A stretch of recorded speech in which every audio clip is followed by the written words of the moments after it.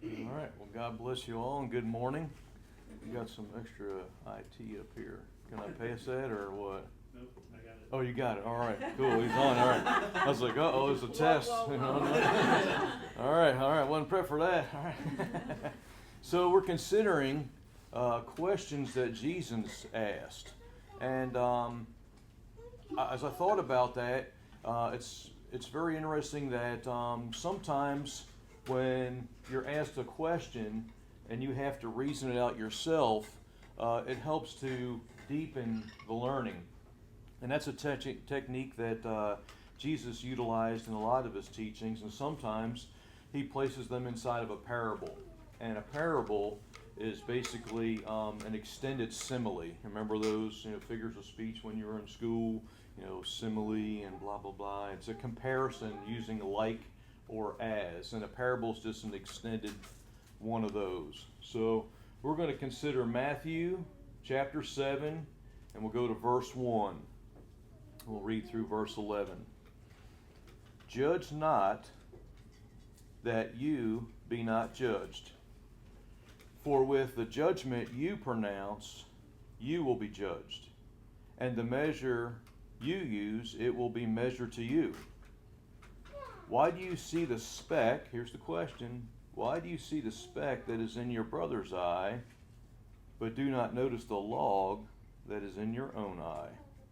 Or how can you say to your brother, let me take that speck out of your eye, when there is a log in your own eye? You hypocrite, first take out the log that is log of your own eye, and then you will see clearly to take the speck out of your brother's eye. Do not give dogs what is holy, and do not throw your pearls before pigs, lest they trample them underfoot and turn to attack you. Ask and it will be given to you, seek and you will find, knock and it will be opened to you. For everyone who asks receives, and the one that seeks finds, and the one who knocks it will be opened to him. Or which of you, if his son asks for bread, will give him a stone? Or if he asks for a fish, will give him a serpent? If you then, who are evil, know how to give good gifts to your children, how much more will your Father who is in heaven give you good things, or give good things to those who ask him? Pretty interesting section. And we'll see how all three of these different illustrations in here are linked or connected together. So we'll go back to verse 1. Judge not that you be not judged. Now I'm a big fan of looking up words and dictionaries, and I kind of geek out into Greek and all that kind of jazz. So I'll share just a little bit of that with you here. That word judge, if you know anything about Strong's, it's a concordance, and they got a number associated with it, and it's the word krino. It's of those who judge severely, unfairly, finding fault with this or that in others. And it's 7:1, that's where it's from. So this word judge, it's not just like a casual judgment, like you make a judgment call on something, you figure something out. This is to the point of condemnation. Jesus starts out by telling us not to do this, right? This is not something that you want to do. This type of judgment is where individuals condemn the other person. It is a judgment on their sin or their behavior. Let's go on to verse 2. For with the judgment you pronounce, you will be judged. And with the measure you use, it will be measured to you. So, I also like what different Bible translations, and this is really laid out super clearly or exponentially in the Amplified Bible. So, I'd like to read that to you here. Verse 1. Amplified. Do not judge and criticize and condemn others unfairly with an attitude of self-righteousness, superiority, as though assuming the office of a judge. Now, the reason why the Amplified extrapolates these out like that, it's not like they're like adding to the scripture or they're like putting their own private spin on there. They look at those words in the Greek or the Hebrew, and then they kind of like give you the definitions of the words as they go. So that's why it can be expanded like this, so you understand. So it's not like a person's interpretation of what they think it means to try and, persuade you even more. It's just those Greek words are laid out a little bit more broadly, so we get the meaning behind them in our modern vernacular. So, so that you will be not judged unfairly. Verse 2. For just as you hypocritically judge others when you are sinful and unrepentant, so will you be judged, and in accordance with your standard of measure used to pass out judgment, judgment will be measured to you. Wow. You ever hear what goes around comes around? You reap what you sow. What you do to others is going to come back to you, that kind of thing. So both God in His Word and Jesus in His teaching often tell us what to do, what not to do, and sometimes even tell us how. And you got to love that. So, moving on here to verse 3. Jason, can you help me out? Why do you see the speck that's in your brother's eye, but do not notice the log that is in your own eye? Now you got to think about this illustration that he's using here, right? I mean, it's ridiculous, Are you going to see this? Some dude walking down the street like this, right?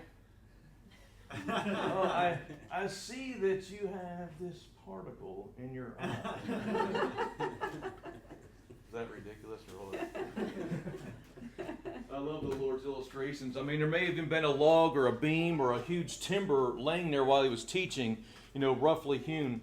When I was in Greece and Turkey, there were all kinds of ruins all the place, and there was always all kinds of like some big marble beam laying there or a column laying there. There was like, all this stuff around from different eras of buildings. So there may have even been a beam laying right there, and he's talking to someone about a speck and pointed this giant beam or timber that would be used for a supporting structure. Or how can you say to your brother, let me take the speck out of your eye when there is a log in your own eye? You hypocrite. First take the log out of your own eye, and then you will see clearly to take the speck out of your brother's eye. So first off, Jesus tells us what? Not to do what? Judge. We're not to judge. We're not to be critical of other people and their situation. Now he's telling them, sort of a way to judge or discern the situation. Because he ends it, he says, you will see clearly to take the speck out of your brother's eye. So there's some action on your part. So you see something going on, but how do you deal with that? How do you handle that? All right? So let's explore these terms a little bit here. Speck. It's literally just a tiny piece of dust.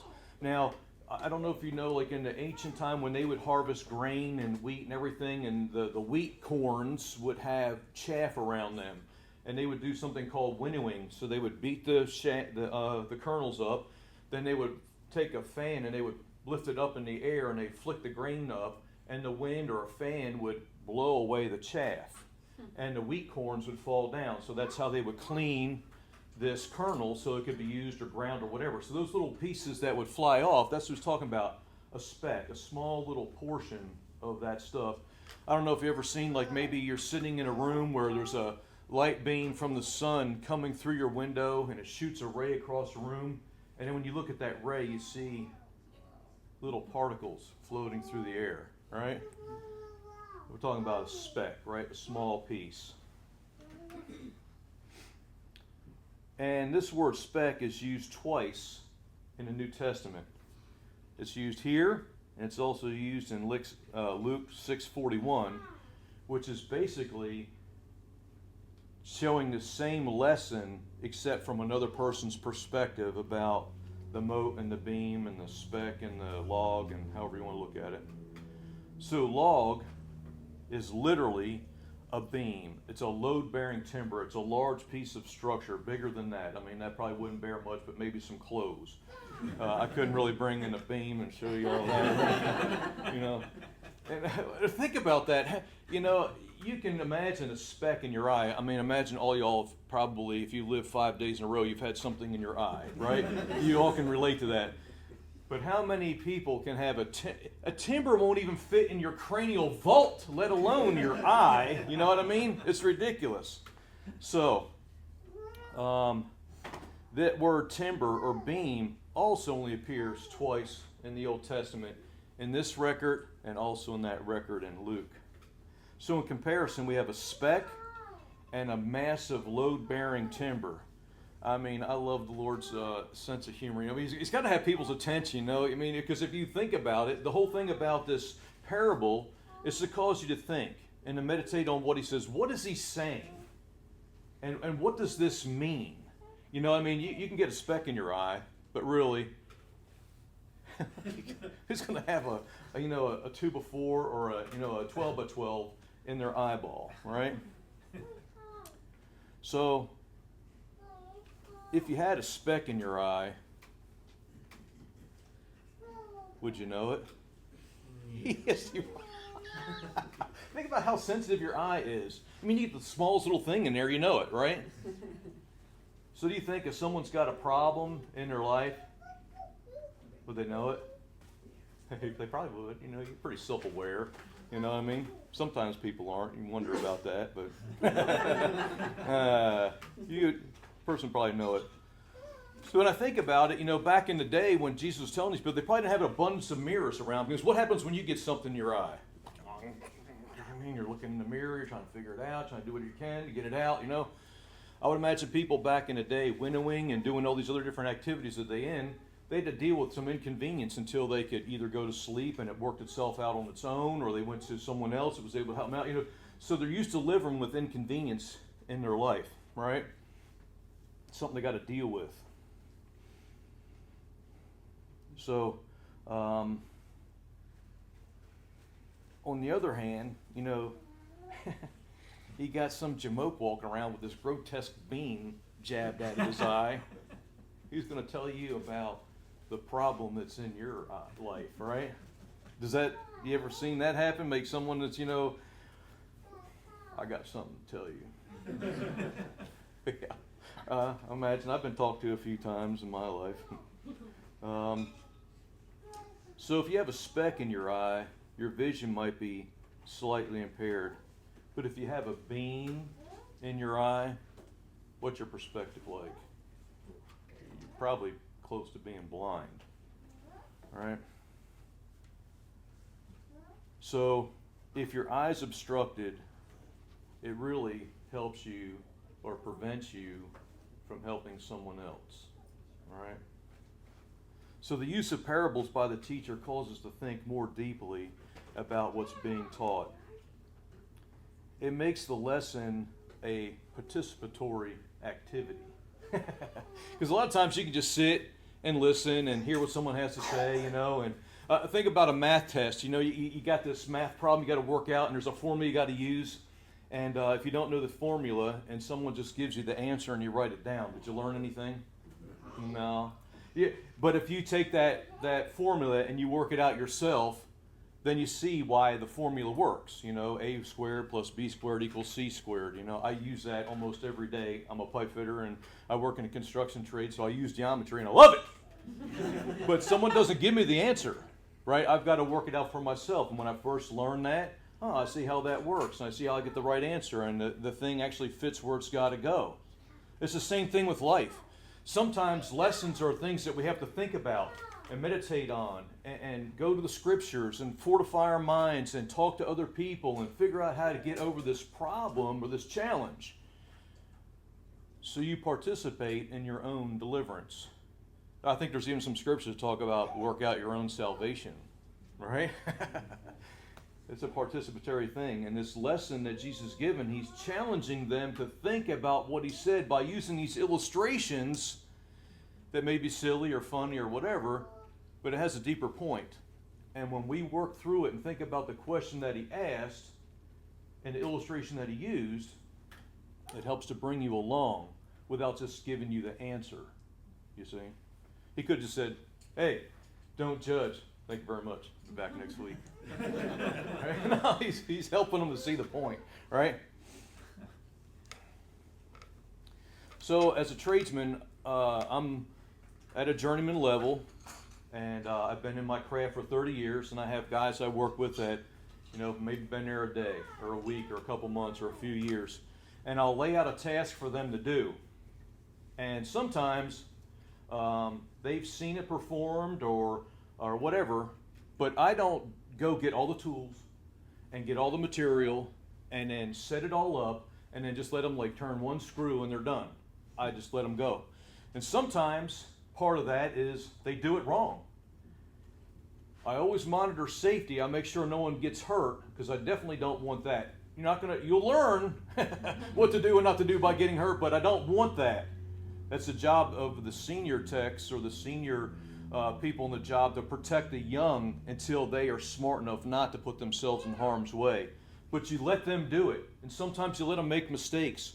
Sometimes when I'm working with some of the guys and they're not good at that math, and then I'll go with them step by step but I don't give them the answer. I'll have them work it out. I show them how to get there, but then they do it. Then that lesson is reinforced for that individual. Here the Lord is teaching us not to be mote or speck hunters, looking at other people's faults.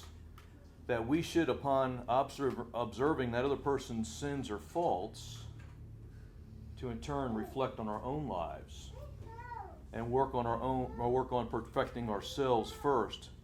And after we deal with our own log, we can then help others. So that's what he's encouraging here. You just don't have to walk around and be Mr. Shell Answer Man and challenge everybody to every little thing you see. Perhaps it's an issue you have in your own life. And through time and experience and stuff, you work through some of these challenges. Maybe if the door opens, you can help someone else. So verses 1 and 2 are quite clear about how not to judge. We are not to pronounce judgment and to subject people to censure. We are not to act the part of judges or arbiters in matters of common life or pass judgment on the deeds and words of others. And the Apostle Paul must have really understood some stuff about this too, because he wrote in Romans 14:10, "Why do you pass judgment on your brother? Or you, why do you despise your brother? For we will all stand before the judgment seat of God." Also in 1 Corinthians chapter 14, verse 5. "Therefore do not pronounce judgment before the time, before the Lord comes, who will bring to light the things now hidden in darkness, and will disclose the purposes of the heart. Then each one will receive his commendation from God." So judgment is a last resort. But Tim Mackey in the Bible Project had this to say: it's okay to condemn as long as we are condemning the right things. And he gave the illustration of Jesus Christ driving the animals out of the temple. He was condemning that behavior of selling inferior animals to be utilized for sacrifice. So, what is it that we're condemning? Is it the person? It's not that. He already said not to do that. It's the thing. It's the act. It's the behavior. We separate the person from their sin. And the sin is the thing that has to be held in balance and figure out, hey, is this thing that they're doing right or wrong? Okay, should I tell them about that? Maybe, maybe not. Maybe there's a better way to handle that situation that comes up, you see? So before you put on your spectacles, perhaps we should give ourselves our own eye examination, right? I think it's very interesting that the Lord chooses wood and wood particles as an illustration to teach about judgment on what is right and wrong. Now, Jesus was a carpenter, right? So you might say, oh yeah, I can see the connection between wood and wood particles and everything. But as a carpenter, I wonder if he thought about trees, right? You got to get timber from somewhere, right? So this whole thing about judgment, right? It was the improper use of a tree in the Garden of Eden that caused God to have to send a Savior into the world to save it? It was the tree of the knowledge of good and evil, wasn't it? A judgment tree. Yeah. I don't think I'm stretching here. We are not supposed to eat of it. We were not supposed to eat of it then, and we're not supposed to eat of it now. The people in the garden were tempted to be like God and to do His job. So when it comes to judgment, let God do His job, right? We'll let Him do that. But there is a right way to discern situations and help our fellow man. Now, you guys are going to think Jerry Weller's the love pastor. Every time he's up there, he talks about love. It's always got to come back to love. Well, that's what God is, right? So if we're talking about Him, we're going to be talking about love, all right? So 1 Corinthians 13, verses 4 through 7. Love is patient and kind. Love does not envy or boast. It is not arrogant or rude.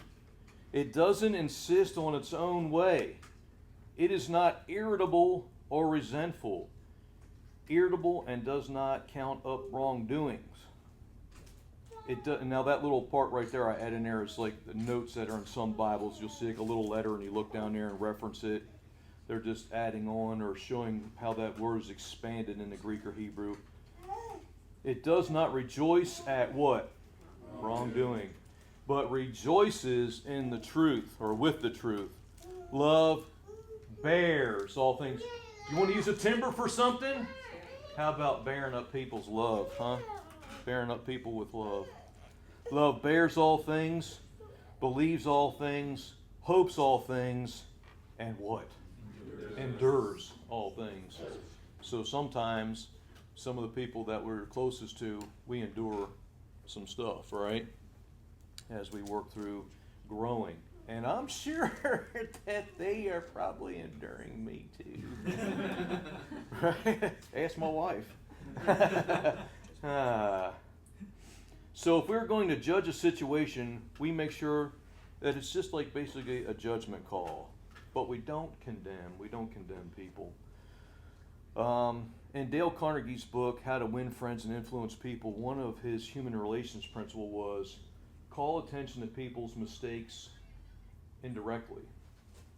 And, it's funny. It really works. I've tried it in several different applications with folks working through a situation or something that they're doing that's, causing them to stumble or causing others to stumble, and you bring up an illustration from your own life. And this is how I like to approach it. Like sometimes when I'm dealing with apprentices at the job, by the time they get to the 4th year, you're pretty much done teaching them anything because they already know everything you know and more.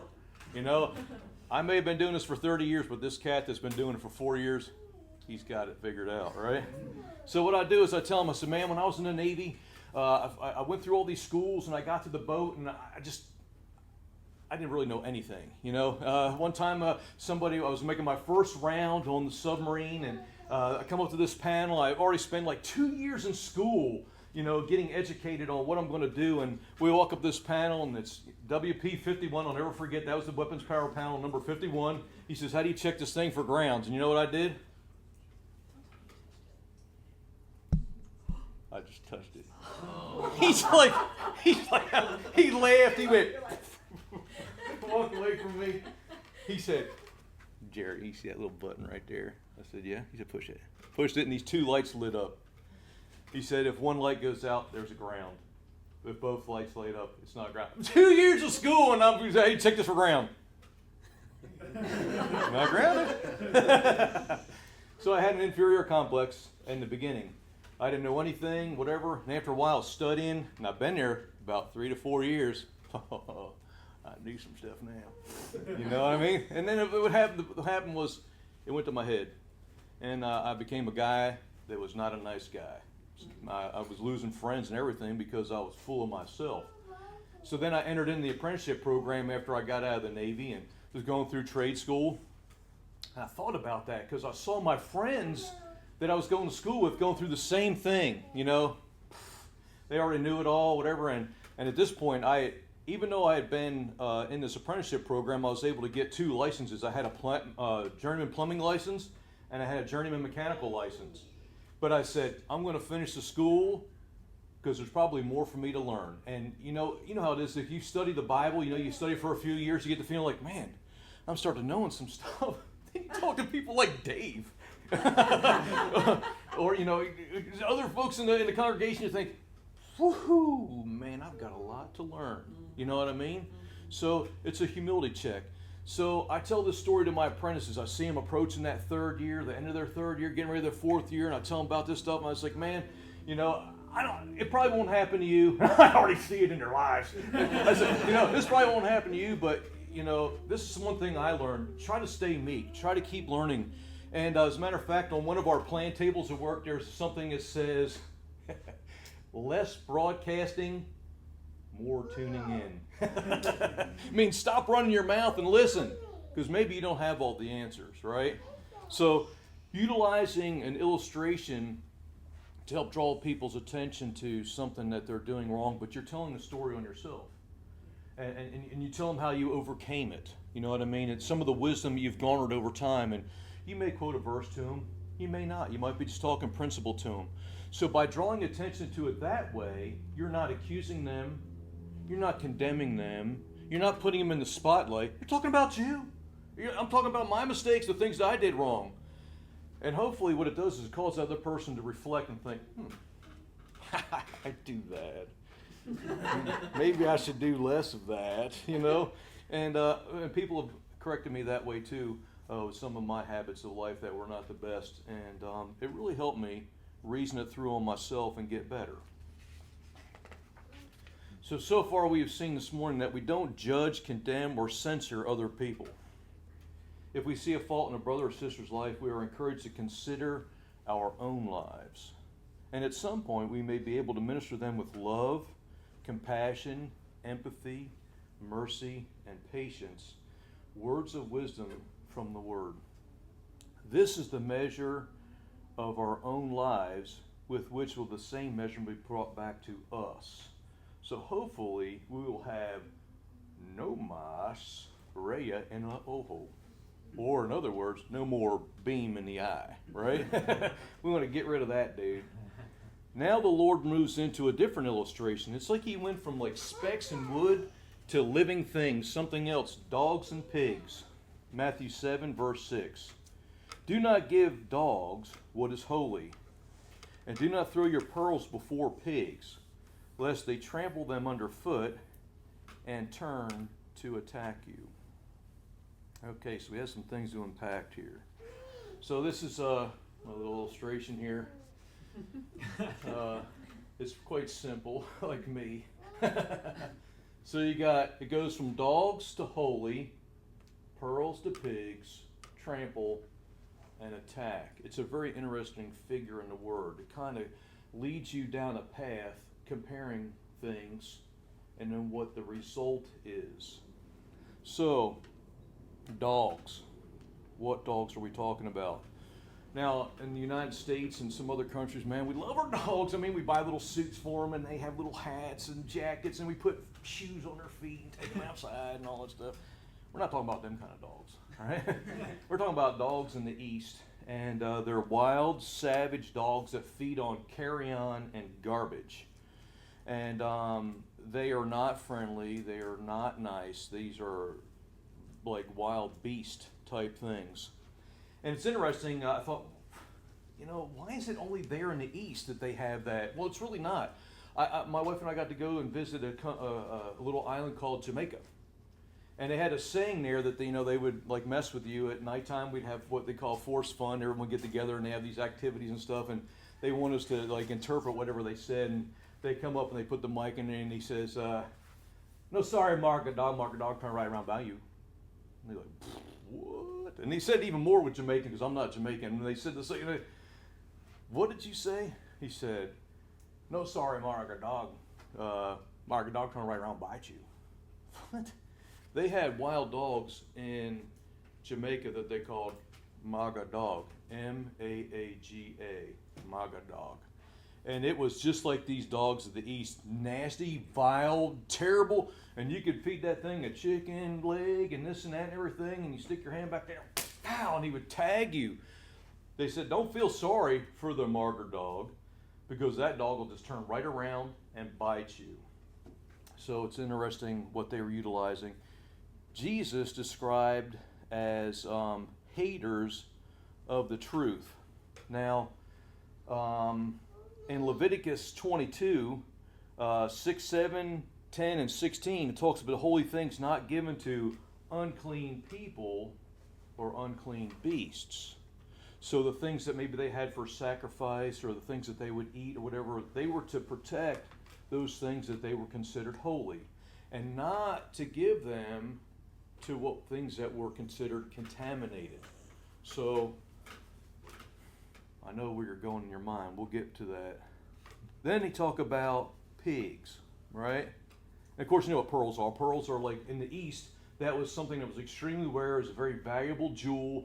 Today, you know, they make them. You know, I mean, they take a little clam and they jab some stuff in there, or a scallop or something. They'll poke some sand in there, cause an irritation. They'll grow a pearl and they'll reach in there and they'll take it out later and they'll stick another one in there and they'll just keep growing pearl. But back then, it was a really rare thing to find a pearl, something super precious, something that was worked hard to attain, kind of like the pearls of the truth of the Word of God. You know, the things that you've brought, you know, developed out of there, and they mean something to you, a verse that you've proven to yourself, or perhaps you had fear and you worked some verses on fear and you got over it, and man, you hold on to that, and it's a great story of victory or deliverance for you, or a healing perhaps that you got, or something that you utilize from the Word. That is your pearl, that's your treasure.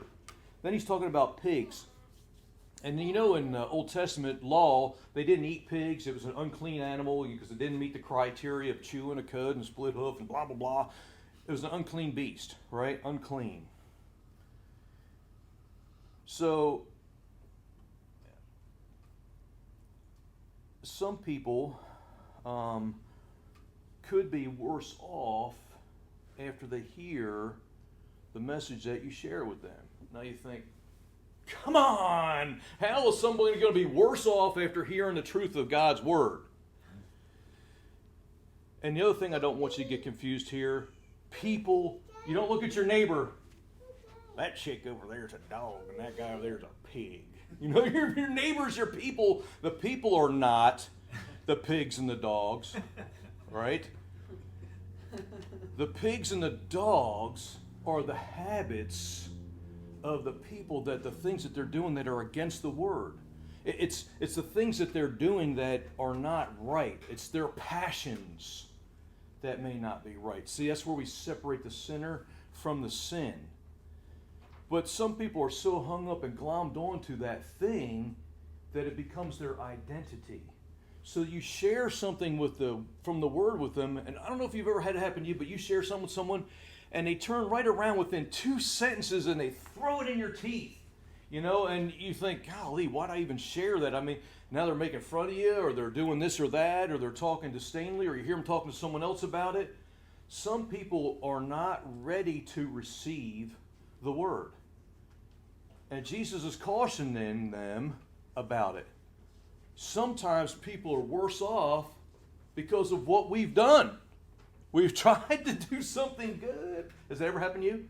You try to do something good and it turns around not being so good, right? So, the people are not the dogs and the pigs. The action or the sin or the thing that they're doing may be unholy, and we don't put a salve of holiness on an unholy thing because it's not going to work out the best. So, and it says trample and attack. Let's get to those. So you think about a pig. He goes to his feeding trough and he's ready to dig into some corn, and he finds a trough full of pearls. You think he's going to be happy about that? No. He doesn't care anything about that. It means nothing to him, right? So the pig is going to disdain or reject the pearls. And attack. That's that martyr dog. You give someone the truth and they turn around and attack you viciously and savagely. So, it kind of comes in, the Lord uses this illustration, a circle. Dogs, holy, pearls, pigs, trample, attack. We don't want to enter into that. Verse 7.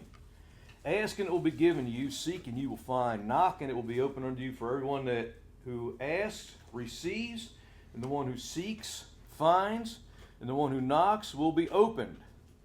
So, let's think about that for a second before we move on. Ask, seek, and knock.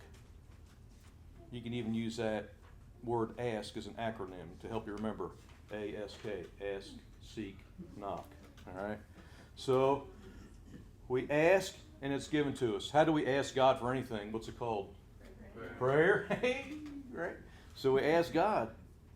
And we seek and we'll find. Knock and it'll be open. It's interesting he said knock and it'll be open. In the East, it's kind of like some of the places in our country I've been to, doing outreach programs. So if you knock, the door does not open. Someone might talk to you through the door, could be a rough neighborhood. I've had them where they open the window in the top. They just open the window. They don't even look out or remove the blinds. They talk to you through the blind on the second floor. So he said, knock and it'll be open. So it's something that they were not used to having happen. So seek and find, knock and it'll be open. For everyone who asks receives, and the one who seeks finds, and the one who knocks it will be open. Or which one of you, if his son asks him for bread, will give him a stone? It's a rhetorical question. I mean, who's going to do that? Your child's quiet, they're hungry, and it's been a long day, you've been doing whatever, and they ask you for a cracker, and you reach down there and you grab a little cardboard chunk. Here you go, chew on that. Right? Go do that. You give them a stone because the bread were shaped like rocks. Who's going to do that? Or if he asks for a fish, we'll give him a serpent. If you then who are evil, or have the potential to be evil, because people can have a potential to have evil behaviors, know how to give good gifts to your children, how much will your Father who is in heaven give good things to those who ask? All right. How does all that fit into judgment? All right. If we are not to judge to the point of condemnation, but if we feel compelled to make a judgment call on a brother or sister's life, we are to consider our own walks first. And if the door opens, we may help to be careful how we enter in that situation with that person. But it may be that we encounter those that may not receive our little pearls of wisdom. How do you know when or where to proceed? How do you know? If we're not supposed to judge, I don't know. Ask God, right? We can pray. Just think about Nehemiah. The king asked him a question, and it had to be a fast prayer. It says that the king asked him, dude, what's going on? He prayed, and then he answered the king. It doesn't take long to pray, does it? And you can even pray with not even moving your lips or anything. You can just pray silently to yourself and talk to the Father. Ask him. He also gave us the example of one of the greatest kings in the Bible, Solomon. When he asked him, he had just been made king. He said, man, what is it that I can do for you? What can I give you? Solomon could have asked for anything he wanted. And what he asked him for was wisdom. Wisdom to judge your people that are so great. He felt like he was not up to the task to be the leader. And he said, God, help me give these people the best advice so they can be their best for you. It wasn't a selfish request. And because he asked him, God granted it to him, and he had everything added to him after that. You and I can do the same thing. We can ask God. I love how Dr. Herbert Lockyer pointed out that verses 1 through 12. Now, we didn't read 12, did we? I was leaving from a little sneaky final ending here. Verses 1 through 12 all fit together and bring us to a pinnacle of scintillating truth. These 1 through 11, I'm glad you didn't sneak my verse up there yet. These verses 1 through 11 bring us to this great truth that almost every parent teaches to their children when they're little. I'm going to read what Dr. Lockyer said. A summary of Christ's teachings in verses 7, 1 through 12, about the judgment of others, fault-finding, mote hunting, dispensing holy things, and the urgency of prayer is given in a so-called golden rule. So whatsoever you wish that others would do to you, do also to them, for this is the law and the prophets. What did moms teach them? Treat other people like you want to be treated. All right? It ties back into like verse 2, I think it is, where it talks about the same measure will be measured back to you. What goes around comes around. Some people call it karma, whatever. There's a lot of different ways the world describes it. But we treat others how we want to be treated. And it's interesting that the Lord ties us in and says, for this is the law and the prophets. Treat others how you want to be treated, for this is the law and the prophets. What other time does that come up?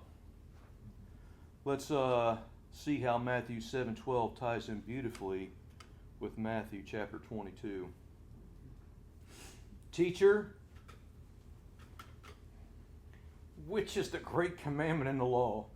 And he said to them, you shall love the Lord your God with all your heart, with all your soul, and with all your mind. This is the great and first commandment. And the second is like it. You shall love what? Your neighbor as yourself. On these two commandments depend all the law and the prophets. So when you think about judging others, it comes down to this.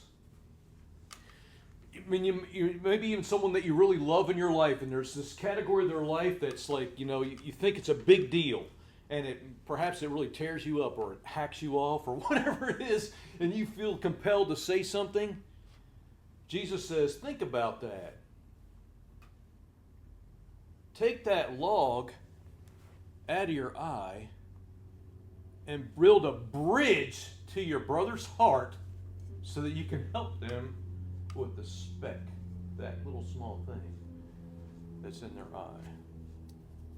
And we do it with love and care and concern and mercy and long suffering and patience. Against such there is no what?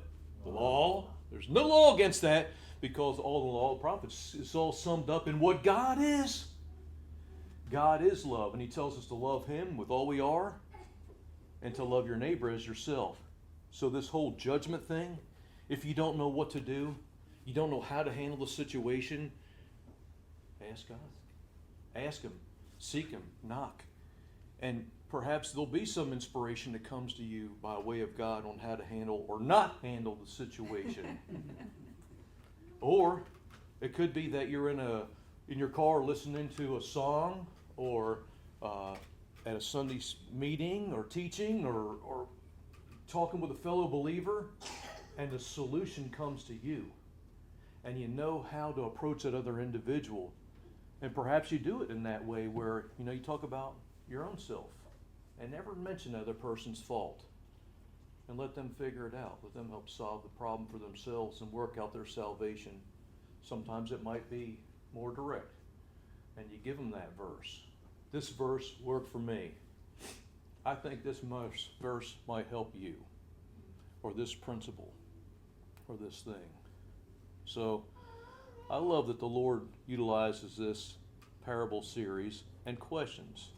It calls us to think and reflect and to kind of work out what he's trying to communicate to us, to help us to be better men and women, to help us to be better disciples, living kingdom-style lifestyle right now, and how to love people the best, and how to help this situation that perhaps is bugging to you. It's really just a speck for that person, and they may already be aware of what that challenge is, so we have to tread lightly on people's hearts.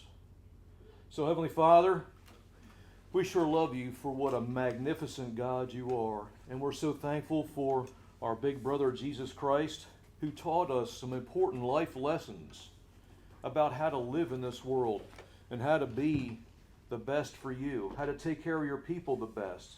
Because we know that we can't love them more than you do, but we love them as much as we can. So thanks for the inspiration that you give us, for the lessons that we learn in this life.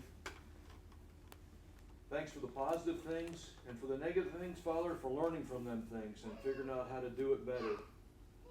And thank you for this congregation as we go forward, thinking about one another and how to love the best, that we can be meek to receive those little pearls and those little tidbits of holiness that people share with us that have great meaning for them, that perhaps it could have great meaning for us too.